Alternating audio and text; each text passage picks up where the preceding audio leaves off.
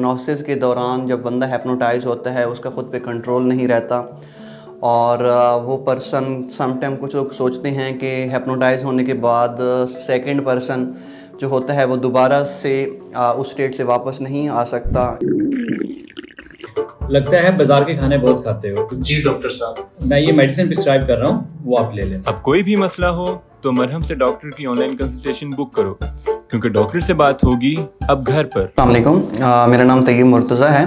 By profession मैं एक psychotherapist और मेंटल हेल्थ प्रोफेशनल हूँ।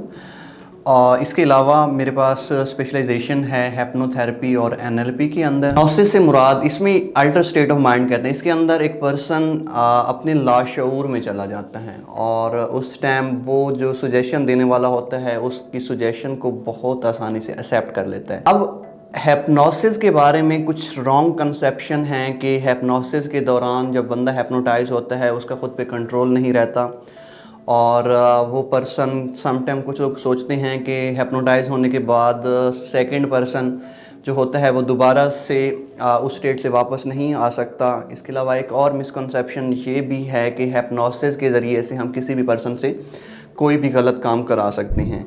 इसमें कोई हकीकत नहीं है। पर्सन हिप्नोटाइज हो रहा होता है वो टोटली अपने कॉन्शियस में होता है, वो तमाम बातें सुन रहा होता है, तमाम बातें समझ रहा होता है और जस्ट उन्हीं इंफॉर्मेशन को वो एक्सेप्ट करता है, कबूल करता है जिनको वो करना चाहता है। उसके अलावा वो कोई भी सुजेशन को कबूल नहीं करता। अब इस स्टेट के अंदर इंसान टोटली तौर पे अपने अनकॉन्शियस या सबकॉन्शियस में चला जाता है। इसके ज़रिए से हम किसी पर्सन के लाशऊर में जाके उसकी माजी की तलख यादों को ख़त्म भी कर सकते हैं। उसके माजी के तल्ख लम्हात को हम किसी खुशगवार लम्हात में तब्दील भी कर सकते हैं। ये हिप्नोसिस मेडिकल फील्ड में भी यूज़ होता है। इसको पास्ट में यूज़ किया जाता था ऑपरेट करने के लिए। इस्लामिक पर्सपेक्टिव में भी इसकी एग्जांपल मिलती है सेल्फ हिप्नोसिस के ज़रिए से, जिसमें हज़रत अली रज़ी अल्लाह तआला अन्हु को जब तीर लगा था तो उन्होंने कहा था कि मैं नमाज की जब कंडीशन में हूँ, जब नमाज़ पढ़ रहा हूँ तब आपने वो तीर निकालना है। और उस टाइम जब वो तीर निकाला गया था तो हज़रत अली रज़ी अल्लाह तआला अन्हु को किसी किस्म का पेन फील नहीं हुआ था। इसके अलावा इसकी और बहुत सारे एग्ज़ाम्पल हैं। अब हिप्नोसिस को मुख्तलिफ़ किस्म की बीमारियों में इस्तेमाल किया जा सकता है। वो जहनी बीमारियां भी हो सकती हैं, कुछ फ़िज़िकल पेन को कम करने के लिए भी इसको इस्तेमाल किया जा सकता है। डिप्रेशन, एंजाइटी, फ़ोबियाज़, इस तरह की जो चीज़ें हैं वो हिप्नोसिस की मदद से ईज़िली क्योर हो जाती हैं। और मोस्टली जो हमारे पास क्लाइंट आते हैं फ़र्स्ट सेशन के अंदर जब हम उनको हिप्नोटाइज़ करके इस स्टेट में लेके जाते हैं तो पहले सेशन के अंदर ही बेहतर महसूस करना स्टार्ट कर देते हैं। कुछ क्लाइंट तो ऐसे होते हैं जो पहले सेशन के अंदर ही, जिनका फ़ोबिया जो सालों से चल रहा होता है, वो पहले सेशन के अंदर ही कम्प्लीटली रिकवर हो जाती हैं। इसी तरह से इस हिप्नोसिस को हम ट्रांसफॉर्मेशन ऑफ लाइफ के लिए भी यूज़ कर सकते हैं, सक्सेस को अचीव करने के लिए भी यूज़ कर सकते हैं।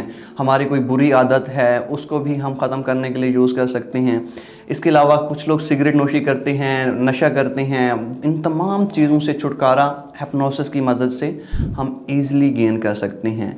लेकिन इसमें इस चीज़ का ख़याल रखें, हमेशा उस पर्सन के पास जाएँ हिप्नोसिस या हिप्नोटाइज होने के लिए या हिप्नोथेरेपी लेने के लिए जो इस चीज़ में एक्सपर्ट हों। अगर आप किसी ऐसे पर्सन के पास जाएंगे जिसकी इस चीज़ में कोई एक्सपर्टी नहीं होगी तो वो पर्सन आपको एक डिफ़िकल्ट सिचुएशन में लेके जा सकता है। इस पूरे टेक्निक्स के अंदर जो सजेशन दी जाती हैं हिप्नोटाइज होने वाले पर्सन को वो बहुत ज़्यादा इम्पॉर्टेंट होती है। अगर किसी पर्सन को रॉन्ग सजेशन दे दी जाए, रॉन्ग इनपुट दे दिया जाए तो वो पर्सन उसकी पर्सनैलिटी को नेगेटिव वे के अंदर भी मोल्ड कर सकता है।